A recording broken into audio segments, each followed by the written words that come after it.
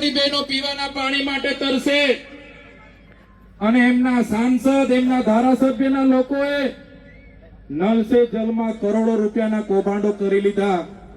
અહીંયા દાહોદમાં આપણા મૂળ માલિકોની જે જમીનો હતી એ જમીનો ખોટા દસ્તાવેજો ઉભા કરીને કેટલાક અધિકારીઓ અને નેતાઓએ બારોબાર વેચી દીધી।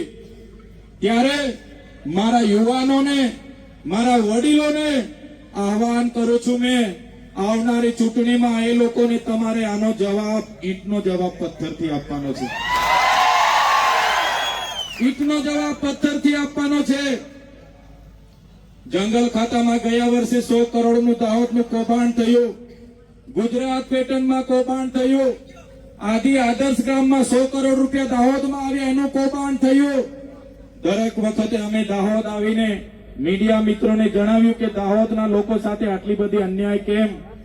ત્યારે આ વિસ્તારના સાંસદોના નામ આવે અને તપાસ બંધ થઈ જાય, આ વિસ્તારના ધારાસભ્યોના નામ આવે અને તપાસ બંધ થઈ જાય, આ વિસ્તારના મંત્રીઓના નામ આવે અને તપાસ બંધ થઈ જાય।